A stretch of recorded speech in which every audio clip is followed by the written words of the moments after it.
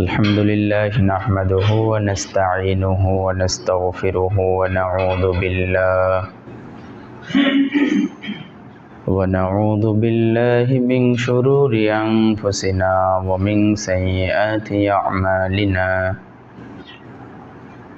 من يهده الله فلا مضل له ومن يضلل فلا هادي له وأشهد أن لا إله إلا الله وحده لا شريك له وأشهد أن محمدا عبده ورسوله الذي أرسله بالحق بشيرا ونذيرا وداعيا إلى الله بإذنه وسراجا منيرا أما بعد فإن أصدق الحديث كتاب الله وخير الهدى هدى محمد صلى الله عليه وسلم وشر الأمور محدثتها وكل محدثة بدعة وكل بدعة ضلالة وكل ضلالة في النار فأعوذ بالله من الشيطان الرجيم بسم الله الرحمن الرحيم يا أيها الناس اتقوا ربكم الذي خلقكم من نفس واحدة وخلق منها زوجها وبث منهما رجالا كثيرا ونساء واتقوا الله الذي تساءلون به والأرحام إن الله كان عليكم رقيبا يا أيها الذين آمنوا اتقوا الله حق تقاته ولا تموتن إلا وأنتم مسلمون يا أيها الذين آمنوا اتقوا الله وقولوا قولا سديدا يصلح لكم أعمالكم ويغفر لكم ذنوبكم ومن يطع الله ورسوله فقد فاز فوزا عظيما আলহামদুলিল্লাহ, যাবতীয় হামদ সানা, যাবতীয় প্রশংসা সেই মহান রব্বুল আলামিনের জন্য, যে মহান রব্বুল আলামিন আমাদেরকে রমাদানের দ্বিতীয় জুমায়, সেই সাথে সাপ্তাহিক ঈদের দিনে আমাদেরকে যথাসময়ে মসজিদে আসার তৌফিক দান করেছেন। যে মহান রব্বুল আলামিন আমাদের শক্তি দান করেছেন, সেই মহান রব্বুল আলামিনের দরবারে সাজদাত ও শুকর জানাই। সকলে বলি আলহামদুলিল্লাহ।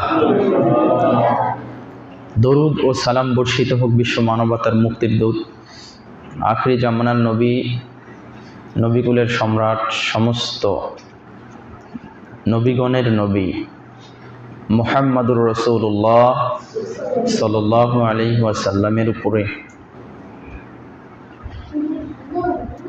আরো দরুদ পাঠ করছি সেই নিরহংকার নবীর উপরে, যিনি পৃথিবীতে বেঁচে থাকতেই যিনি জানতেন যে তারপরে কোনো নবী পৃথিবীতে আসবে না, তবুও তার মনের ভিতরে কোনো অহংকার ছিল না।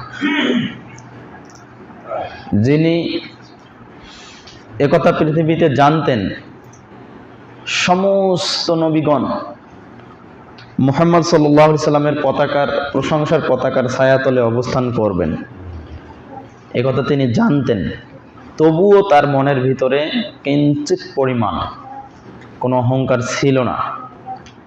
তিনি পৃথিবীতে বেঁচে থাকতে এটা জানতেন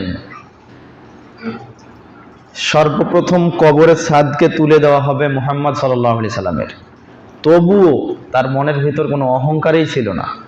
তিনি এটা জানতেন সর্বপ্রথম তাকেই জান্নাতে প্রবেশ করানো হবে, তবুও তার মনের ভিতরে কোনো অহংকার ছিল না।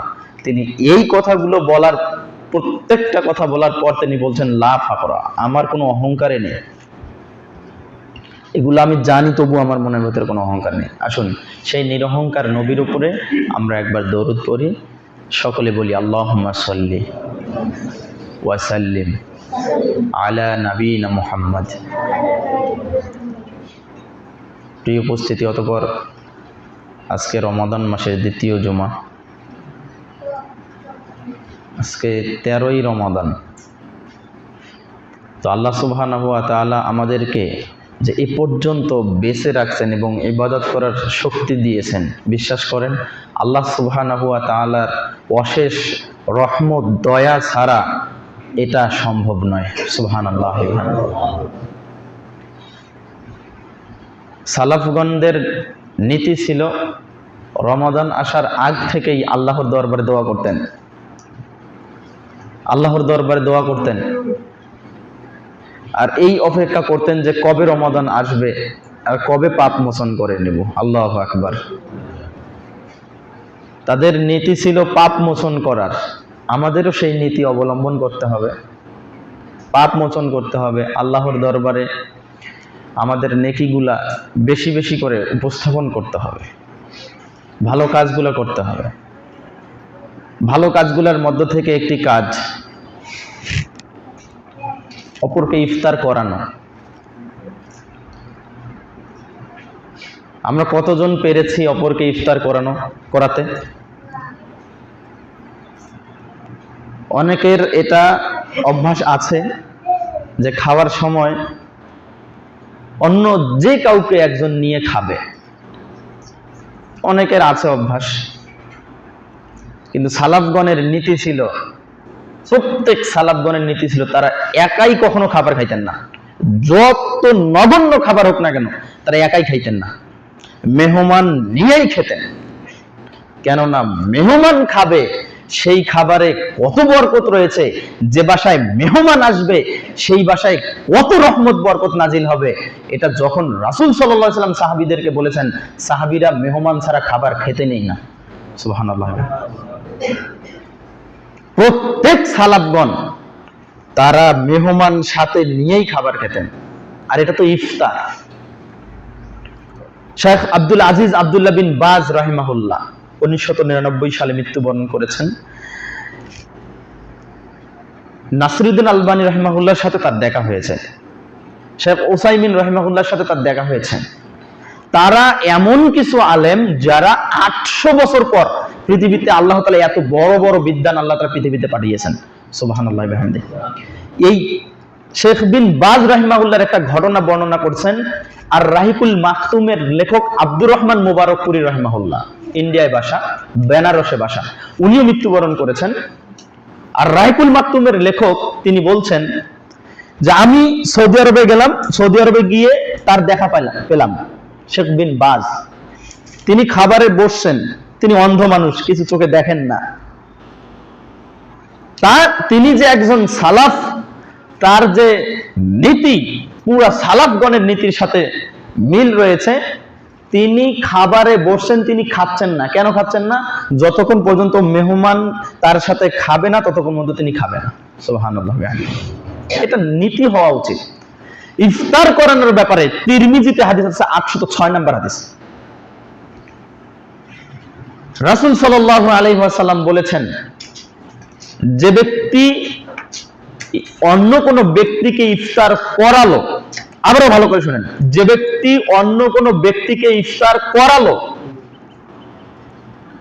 ওই রোজাদার ব্যক্তি পুরা দিনেই রোজা রেখে যা নেকি পাবে, যে ব্যক্তি ইফতার করালো, ইফতার করার কারণে সে সমপরিমাণ নেকি পাবে। সুবহানাল্লাহ। কেন কেন সে সমপরিমাণ নেকি পাবে?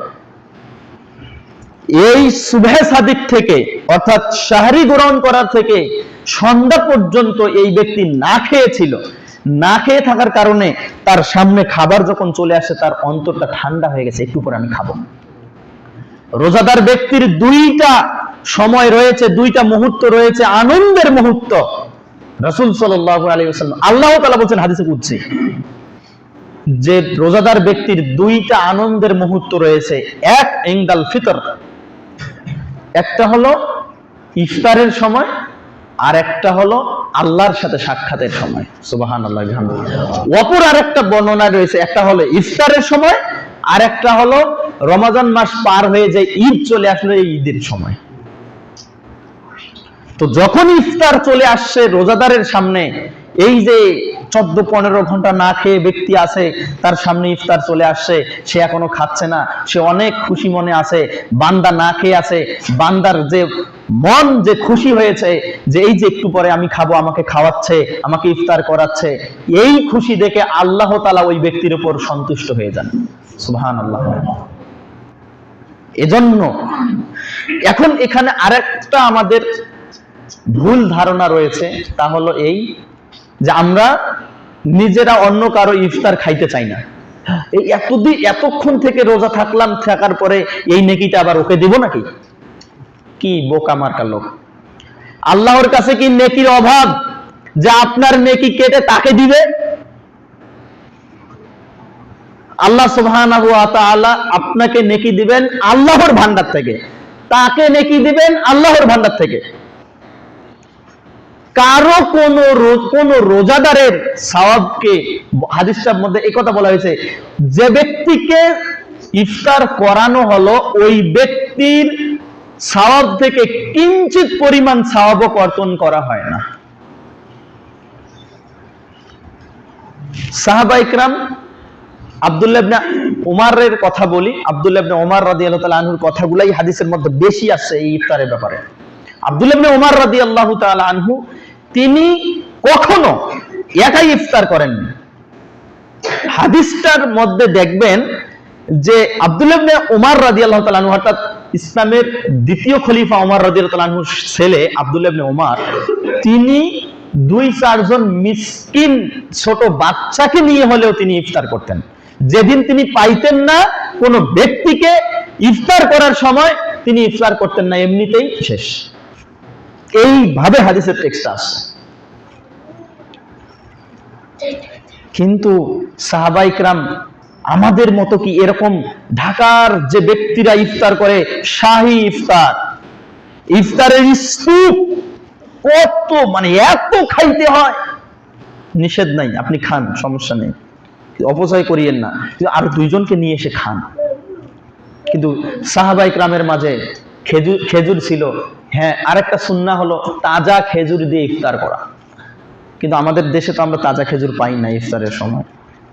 তবে তাজা খেজুর না পেলে শুকনা খেজুর, শুকনা খেজুর না পেলে তারপর পানি। সমাজের মধ্যে যেটা প্রচলিত আছে, এই পানি মুখে দাও, পানি মুখে দাও, পানি মুখে দিতে কি খেজুর আগে, খেজুরও আছে পানিও আছে, আগে পানি খাচ্ছে। কি আশ্চর্য বিষয়! এগুলো আপনার এলাকায় আছে কিনা আমি জানি না, তবে আমি পেয়েছি। খেজুর আছে, পানি আছে, আগে পানি খাচ্ছে। আগে পানি দিতে হয়, তারপর খেজুর না, আগে খেজুর তারপর পানি। আগে বিসমিল্লাহ বলে খেজুর খাবেন, খেজুর খাওয়ার পরে এরপরে পানি খাবেন, পানি পান করার পরে আপনি দোয়া বলবেন, যাহাবাজ জামাউ ওয়াবাতাল্লাতিল উরুকু ওয়া সাবাতাল আজরু ইনশাআল্লাহ। যাহাবাজ জামাউ, পিপাসা দূরীভূত হয়েছে, ওয়া সাবাতাল আজরু, যাহাবাজ জামাউ ওয়াবাতাল্লাতিল উরুকু, শিরা উপশিরাগুলো সিক্ত হয়ে গেল।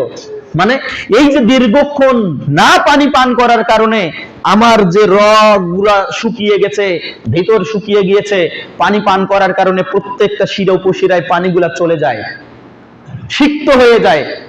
অবতাল্লাতিল উরুকু ওয়া সাবাতাল আজরু, এবং আমি যে রোজা রাখলাম, রোজা রাখার পরে যে নেকি পেলাম, এই নেকিটা আমার আমল নামায় একবারে সাবেত হয়ে গেছে, প্রতিষ্ঠিত হয়ে গেছে ইনশাআল্লাহ। আল্লাহ চাইতো এই দোয়া বলবে, আগে খেজুর পরে পানি। কথা কি বুঝতে পারলেন? আল্লাহ সুবহানাহু ওয়া তাআলা আমাদের তৌফিক দান করুন, আল্লাহুম্মা আমিন। প্রিয় উপস্থিতি, এরপরে যে বিষয়টা আপনাদের সামনে বলবো, আপনাদের অনেকেরই হয় যারা কাজের ব্যস্ততার মধ্যে থেকে যাই, অনেকে আমরা তারাবির সালাত আদায় করতে পারি না। আমরা তারাবির সালাত আদায় করতে পারি না, কিন্তু মনটা চায় তারাবির সালাত আদায় করব। কন্টিনিউ সালাত আদায় করছেন, আপনি তারাবির নামাজ আদায় করছেন, তাহাজ্জুদের সালাত আদায় করছেন, কিন্তু কোনোদিন ছুটে গেছে, এখন আপনি কি করবেন? সহিহ মুসলিম 746 নম্বর হাদিস। মা আয়েশা রাদিয়াল্লাহু তাআলা আনহা বলেন, রাসূল সাল্লাল্লাহু আলাইহি ওয়াসাল্লামের যদি শারীরিক ক্লান্তির মাধ্যমে অথবা শরীরের ব্যথা উঠে গেছে এজন্য, কিংবা কোনো কারণে যদি রাতের নামাজ, রাতের কিয়াম, রাতের সালাত, তাহাজ্জুদ যদি ছুটে যেত, তাহলে পরের দিন ফজর এবং যোহরের মাঝামাঝি সময়ে তিনি এই নামাজ আদায় করতেন। কয় রাকাত? 12 রাকাত। তো বিতের হয় রাতে, বিতের দিনে নয়। 12 রাকাত আদায় করতেন। বিতের মানে বিজোড়, রাতে তিনি আদায় করতেন 11 রাকাত। আর দিনে ওই রাতে ওই নামাজ ছুটে যাওয়ার কারণে আয়েশা রাদিয়াল্লাহু তাআলা আনহা বলতেছেন, রাতের ওই নামাজ ছুটে যাওয়ার কারণে পরের দিন ফজর এবং যোহরের এই মধ্যবর্তী সময়ে তিনি আদায় করে নিতেন। পরের হাদিস শুনেন, সহিহ মুসলিম 747 নম্বর হাদিস। আব্দুল্লাহ ইবনে ওমর রাদিয়াল্লাহু তাআলা আনহু বলেন, রাসূল সাল্লাল্লাহু আলাইহি সাল্লাম তিনি নিজের মুখেই বলেছেন, এবার শুনেন, তোমাদের মধ্যে কোনো ব্যক্তির যদি রাতের ওজিফা ছুটে যায়, মানে রাতের কিয়াম, তাহাজ্জুদ কিংবা তারাবিহ, রাতের নামাজ যদি ছুটে যায়, তাহলে তোমাদের এইটা তোমরা কাজা আদায় করবে পরের দিন ফজর এবং যোহরের মাঝের এই সময়। 12 রাকাত। কয় রাকাত? 12 রাকাত। তাহলে আমাদের যাদের রাতের নামাজ ছুটে যাবে, আমরা আদায় করতে পারবো না, অবশ্যই রাতের সালাত আদায় করার গুরুত্ব অনেক বেশি। তারা আমরা আদায় করব কখন? যদি আদায় করতে না পারি, ছুটে যায় কোনো কাজের ব্যস্ততায়, কর্মের ব্যস্ততায়, তাহলে আমরা পরের দিন ফজর এবং যোহরের মাঝের যে সময় রয়েছে, এই সময়ে আমরা ধীরে সুস্থে আদায় করব। এখন প্রশ্ন উঠতে পারে যে আমি কি রাতের ওই নেকি যেটা পাইতাম সেটাই কি পাবো? আল্লাহর নবী সাল্লাল্লাহু আলাইহি সাল্লাম তিনি নিজে বলেছেন, সহিহ মুসলিম 747 নম্বর হাদিস, তিনি নিজে বলেছেন, রাতের ওই নেকি, যতটুকু নেকি দেওয়া হবে আপনার এই সালাত আদায় করার কারণে, আপনি যে সালাত ছুটে যাওয়ার কারণে যে সালাতটা আপনি দিনে আদায় করলেন, মানে কাজা আদায় করলেন, নফল নামাজ কাজা আদায় করলেন, আল্লাহ তাআলা ওই নেকি আর এই নেকির মধ্যে কোনো কমতি করবেন না। সুবহানাল্লাহ। তাহলে যাদের নামাজ ছুটে যাবে তারা কি করবে? পরের দিন সকাল ফজর এবং যোহরের নামাজের মাঝামাঝি সময়ে তারা আদায় করবে, তাদের নেকিতে কোনো কমতি করা হবে না। কত বড় দয়ালু আমাদের স্রষ্টা! যদি আমাদের ছুটে যায় তাহলে আমরা এই কাজটা করব। আমাদের সমাজের মধ্যে এখানে আরেকটা ভুল ধারণা আমি আপনাদেরকে নোট করে দেই। আমরা জানি যে ফরজ নামাজের কাজা হয়, এইটা আমরা জানি, কিন্তু নফল এবং সুন্নত নামাজেরও কাজা হয়, কাজা আদায় করা যায়। মনে করেন আপনি যোহরের নামাজ, ফরজ নামাজ এখানে 4 রাকাত আদায় করলেন, আদায় করার পর আপনি চলে গেলেন, কোনো কারণে আপনার নামাজটা ছুটে গেল, যে কোনো একটা জরুরি সংবাদ আসার কারণে আপনার নামাজটা ছুটে গেল, করলেন না, ওই নামাজটা আপনি যখনই সময় পাবেন তখনই আপনি কাজা আদায় করতে পারবেন। প্রমাণ এই হাদিস, সহিহ মুসলিম 747 নম্বর হাদিস। নফল নামাজও আপনি কাজা আদায় করতে পারবেন। প্রিয় উপস্থিতি, এ পর্যায়ে আমি আপনাদেরকে কোরআন তেলাওয়াতের কথা বলবো, যে আমরা অবশ্যই কোরআন তেলাওয়াত আমাদেরকে করতে হবে। রমাদান মাসে বিশেষ করে, রমাদান মাসে একটি হরফ, আমি গত জুমায় বলেছিলাম, একটি হরফ তেলাওয়াত করলে বাহিরের মাসে, রমাদানের বাহিরে 10 নেকি পাওয়া যায়, আর রমাদানের ভিতরে আমরা তো জানি 70, এই হাদিসটা তো জয়ীফ, আমি বলেছিলাম এটা 700 গুণ পর্যন্ত বৃদ্ধি করে আনলিমিটেড করে রেখেছেন আল্লাহ। আল্লাহ কত দিবেন আল্লাহই ভালো জানেন। একটা হরফ আদায় করব, একটা হরফ করব, কত নেকি হবে আল্লাহ ভালো জানেন। এটা রমাদান, এটা রমাদানের বাহিরে নয়, এটা রমাদান। এটা মাথায় রাখবেন যে এটা রমাদান মাস, এটা বরকতের মাস, রহমতের মাস। আমাদের কোরআন তেলাওয়াত করতে হবে। সময় পেলে আমরা একটু কোরআন তেলাওয়াত করব। আমরা অনেক সময় দেখি একটু সময় পাইছে আর শরীর ভালো লাগতেছে, ঘুমাইছে। অনেক মানুষ ঘুমিয়েই সারা দিনটার মধ্যে 5 ঘন্টা ঘুমিয়েই শেষ করে দেয়। না, আপনি ঘুমাবেন না। রমাদান মাস একটা আমলের মাস, রমাদান মাস একটা নেকি হাসিল করার মাস, আমরা যথাসাধ্য আমরা চেষ্টা করব। হ্যাঁ, আপনি বিশ্রাম করবেন, কিন্তু সেটা যেন লিমিট ক্রস না হয়। শুয়ে আছে তো আছেই, জোহরের আগেও শুইছে, ঘুমাইছে না, ঘুমাইছে, জোহরের পরে এসেও ঘুমাইছে, আসরের পরে একটু ব্রাশ নিয়ে বা মেসওয়াক নিয়ে ঘুরতেছে, আর কোনো কাজ নেই তার। নফল সালাতগুলো আদায় করবেন, নফল ইবাদতগুলো করবেন। রমাদান মাসে জিবরাইল আলাইহিস সালাম তিনি প্রত্যেক রমাদান মাসে আসতেন। মুহাম্মদ সাল্লাল্লাহু আলাইহি সাল্লামকে জিবরাইল একবার কোরআন তেলাওয়াত করে শুনাইতেন, আর মুহাম্মদ সাল্লাল্লাহু আলাইহি সাল্লাম জিবরাইলকে একবার কোরআন তেলাওয়াত করে শুনাইতেন। সুবহানাল্লাহ।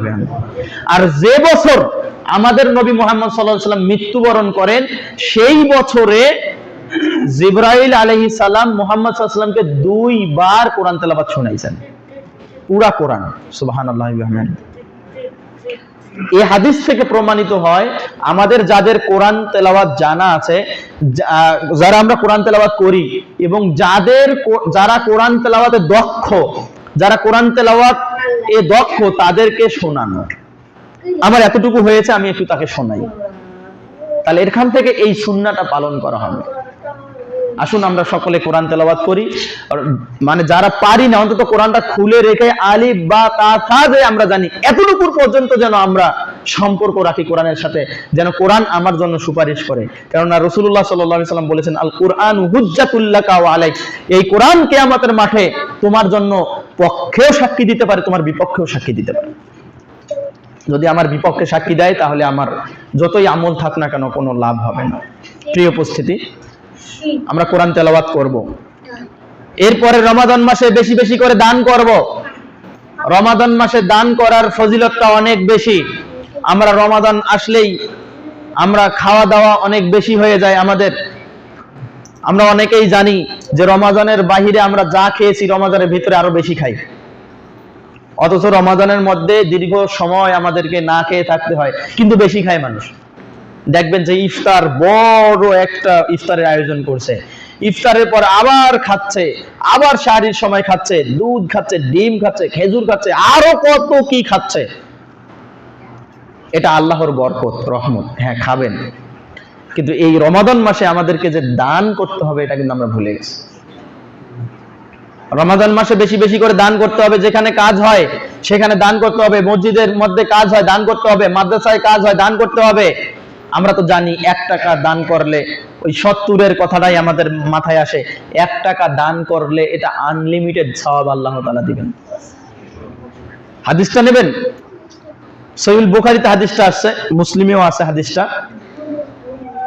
কোন বান্দা যদি দান করে, এটা রমাদান হোক আর রমাদানের বাহিরে হোক, কোন বান্দা যদি দান করে, আল্লাহ তাআলা ওই বান্দার দানটা এরকম করে ডান হাত দিয়ে নিয়ে নেন।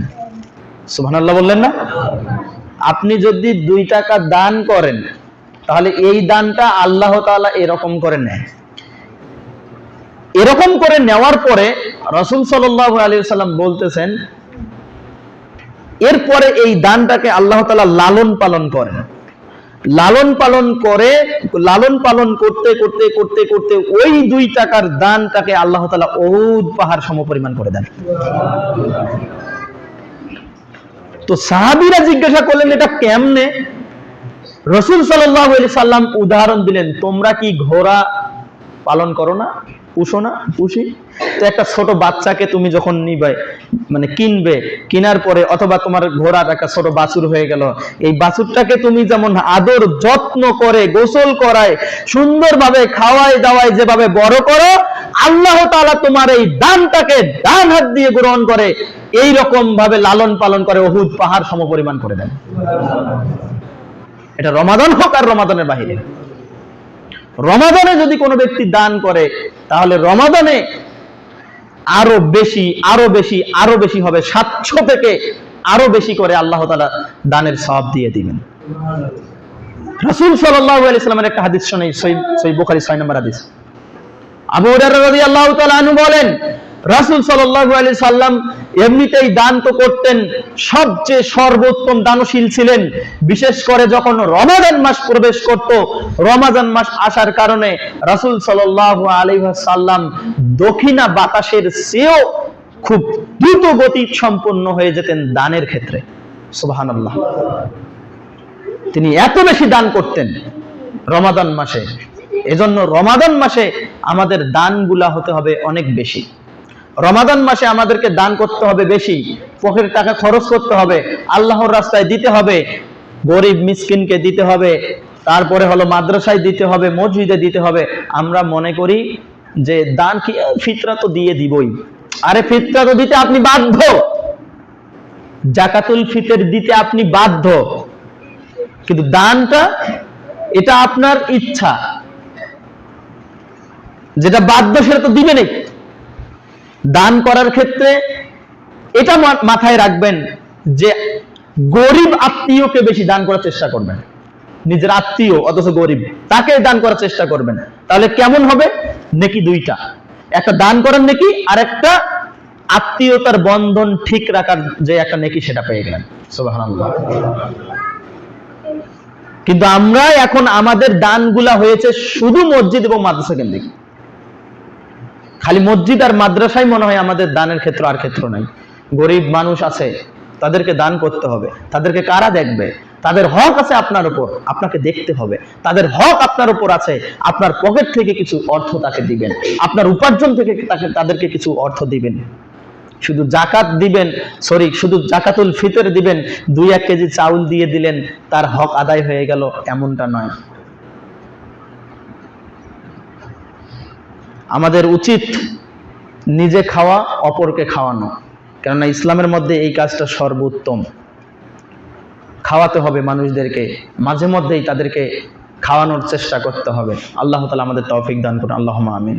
প্রিয় উপস্থিতি, রমাদান মাসে এসে যে সমস্যাটা আমরা বেশি ফেস করি সেটা হচ্ছে তারাবির সালাত আদায় করার পরে একটা ক্লান্ত মানুষ যখন ঘুমিয়ে যায়, আবার সাহারির সময় তাকে উঠতে হবে।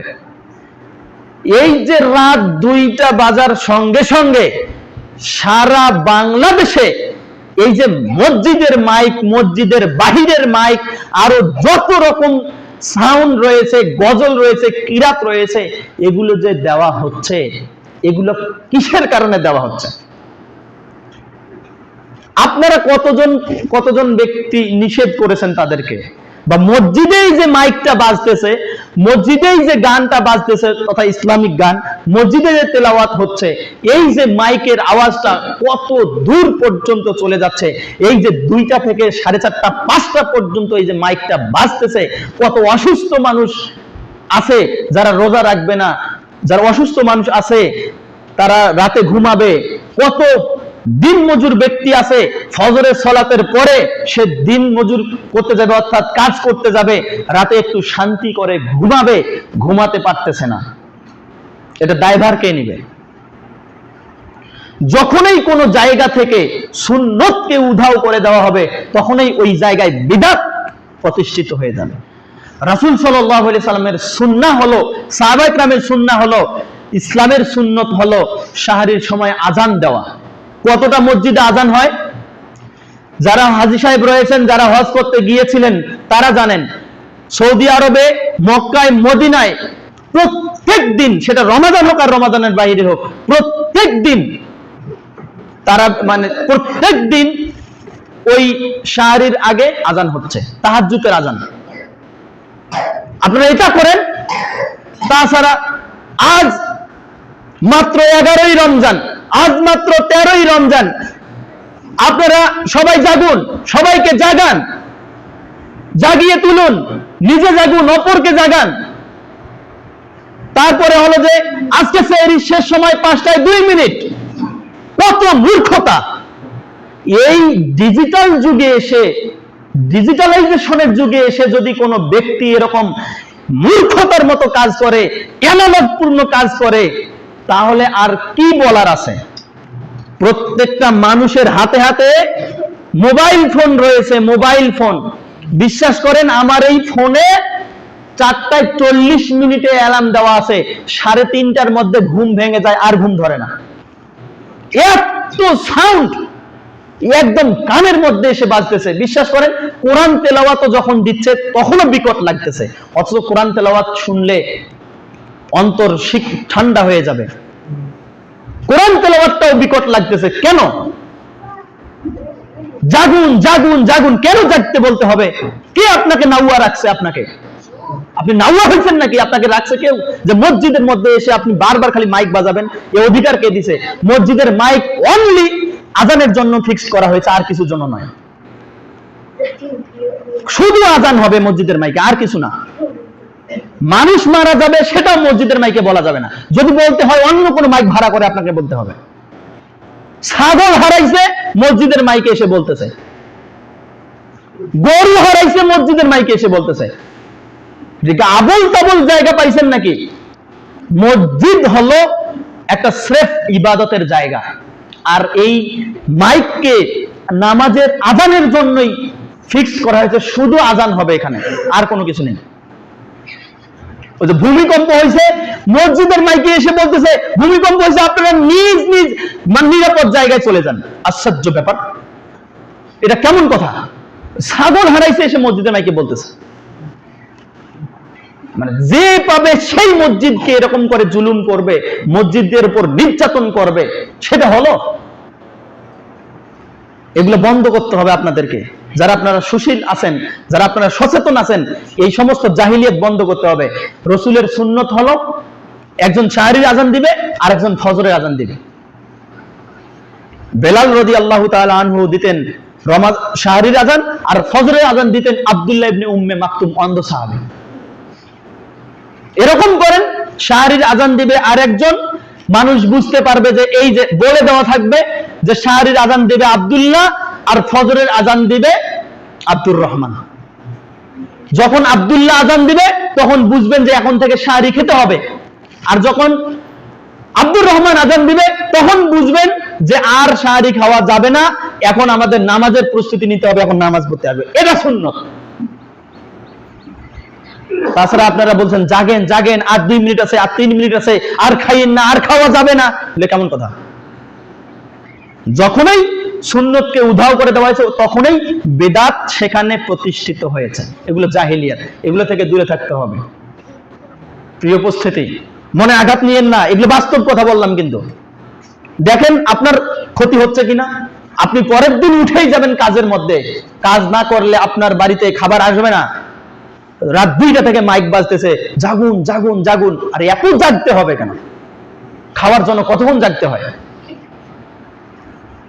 আল্লাহ সুবহানাহু ওয়া তাআলা আমাদেরকে হকটা পালন করার তৌফিক দান করুন। আল্লাহ সুবহানাহু ওয়া তাআলা আমাদেরকে সর্বাবস্থায় সুন্নতকে পালন করার তৌফিক দান করুন। আল্লাহুম্মা ইন্নাল হামদুলিল্লাহ ওয়াসসালাতু ওয়াসসালামু আলা রাসূলিল্লাহ ওয়া বা'দ ওয়া আলা আলিহি ওয়া আসহাবিহি ওয়া মান তাবিআহুম বিইহসানিন ইলা ইয়াউমিদ্দিন। আমরা আল্লাহ তাআলার প্রশংসা আদায় করি, সকলে বলি আলহামদুলিল্লাহ।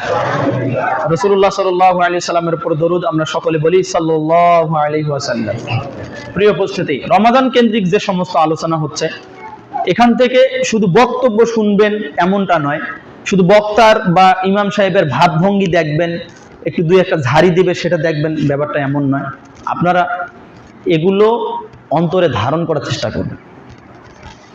কোরআন কি বলে, সুন্নাহ কি বলে, হাদিস কি বলে, সেগুলো আপনারা পালন করার চেষ্টা করবেন।